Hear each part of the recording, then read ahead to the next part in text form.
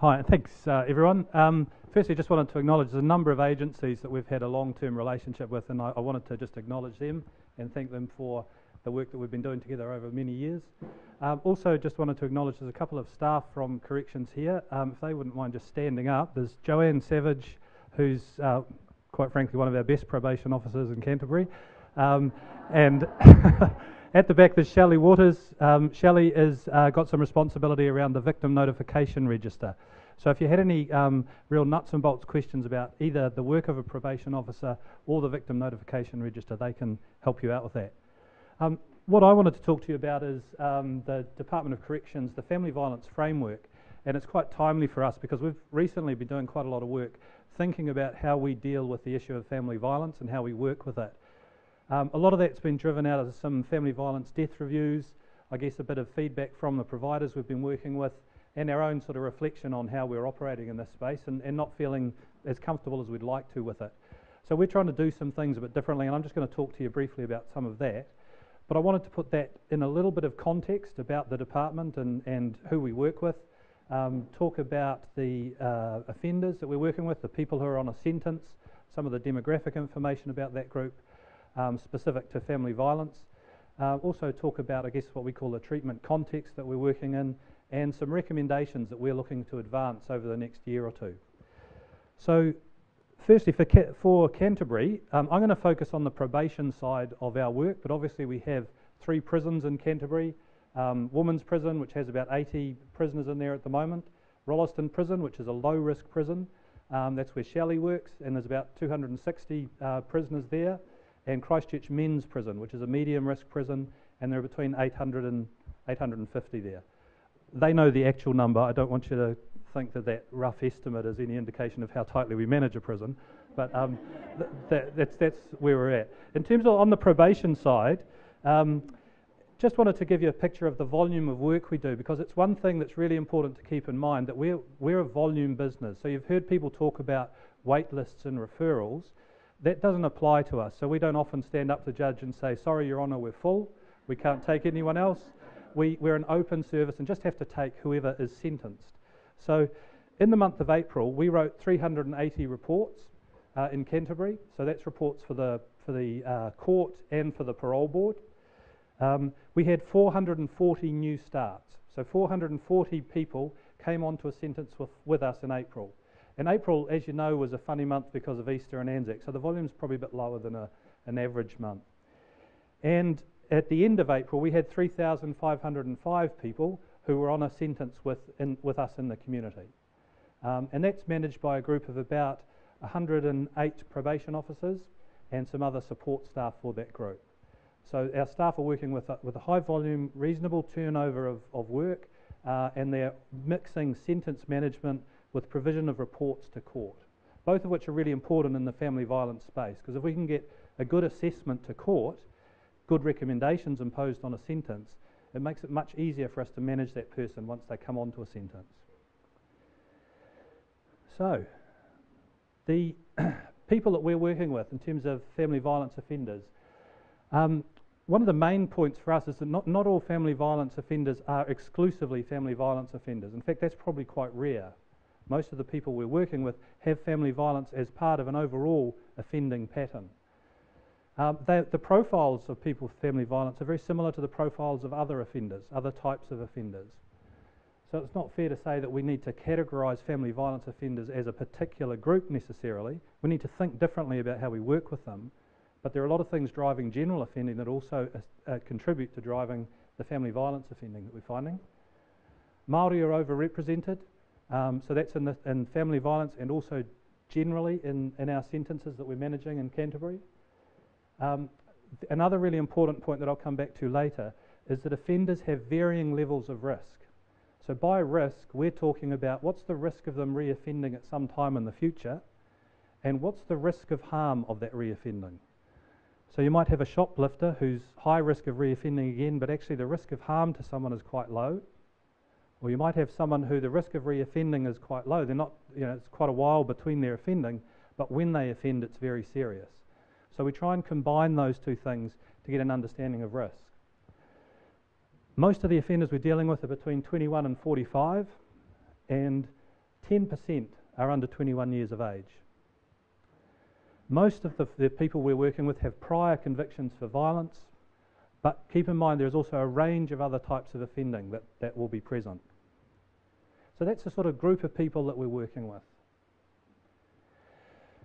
So we've been doing some work over the last couple of years to have a look at what's happening with the people we're working with in family violence. And this is a really concerning statistic for us, something we need to work a lot more with other partners on, because out of the 3,079 offenders who started programs, only 53% completed.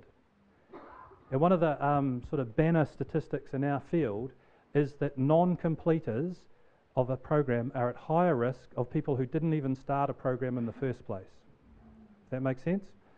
So if we're putting people through programs and they don't complete, we actually think we're increasing their risk. So we've got to do a lot more work in thinking about how do we increase the number of people who will actually get all the way through a program. We're also doing a lot more thinking about the impact on victims. And for us, I know that'll be very common sense for you, but in the correction side where you're constantly working with the perpetrators of violence, sometimes we miss the victim in the room. And so we're doing a lot more work now to make sure that our staff are thinking about the victim in the room when they're working with the perpetrator of family violence. So on the basis of those things and what we've found, we're reviewing, I guess, our approach to family violence. That review's happening under a context that for us, we've got quite a stretch target of reducing reoffending by 25% by 2017. Currently we're sitting about a 12% reduction from when we started, so still quite a lot of work for us to do. We have multiple funders across the country, lots of different referral streams. We have program completions that are poor. We've undertaken a literature review and done a bit of study to look at what's the most effective way to do this work. And we're really focusing on these three work streams: the high risk group, moderate risk group, and the low to low moderate risk group. Another sort of banner thing for us in our field is if you mix people of different risk profiles, you tend to increase the risk of low risk people. So if you have a low risk person mixing with a high risk person, they're going to increase that person's risk. Unfortunately, it doesn't work the other way.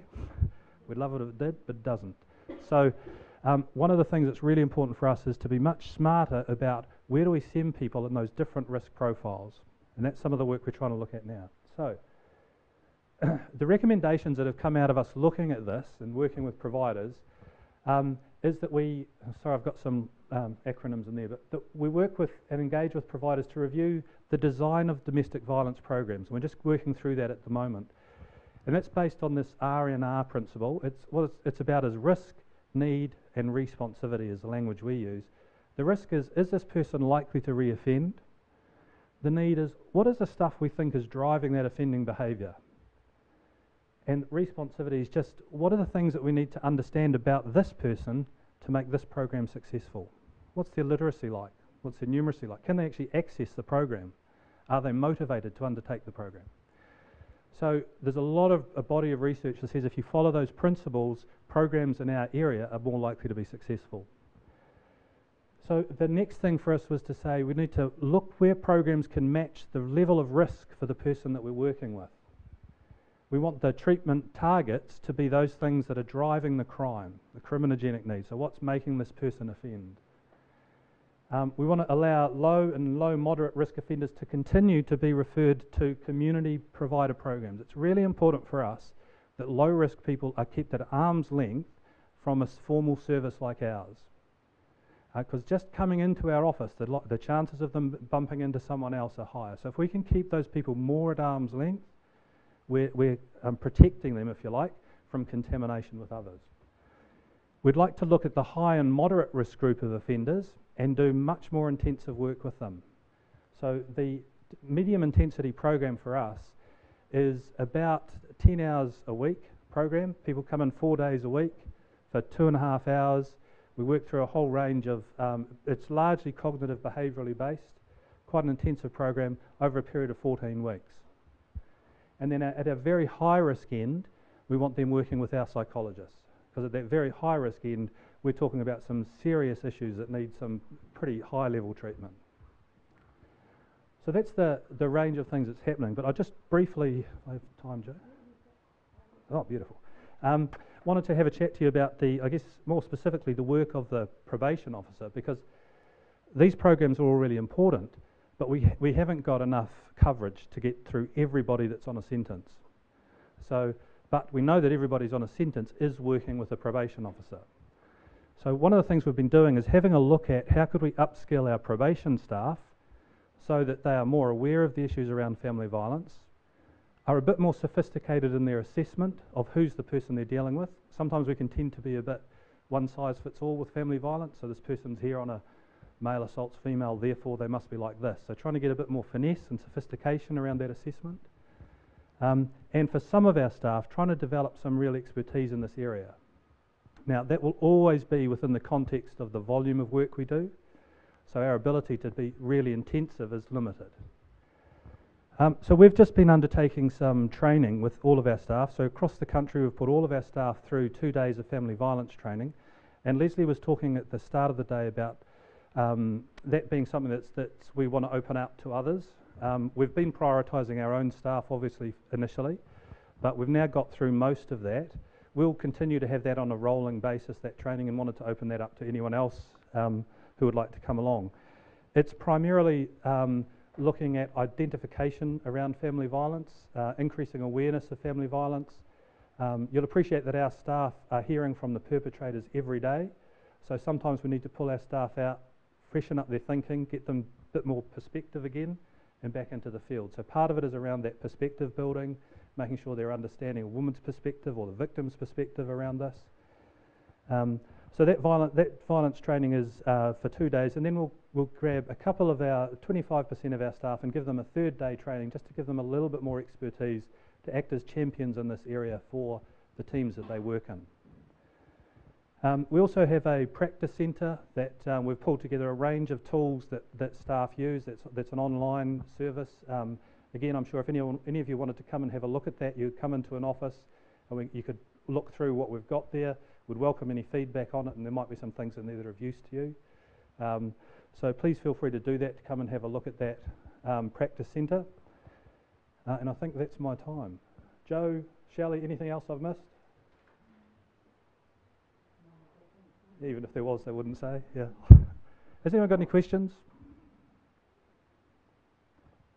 Just quickly, Nick, I was wondering, when you said that the men who don't, or the people that don't complete the programs are at greater risk, is that because the program in some way annoyed them, or is it their self-entitlement that says basically, stuff you in the system, I'm not going to bother engaging? Is that the reason that they're at greater risk? I could guess the mechanics of it. I haven't seen the research that tells us exactly why that is. There's, in the relapse prevention cycle, they're probably in that what the hell space, so they've tried it or failed something again, so there'll be that stuff. There may be some contamination effect in there, so there may have been a low risk person, they've mixed with some people who are higher risk, there may be some of those things, and the things that you've described as well, so they could all be part of that. Just quickly, one thing, sorry, just looking at Peter there, I forgot to mention. We've just gone through GETS to pilot a new community-based program that's been redesigned.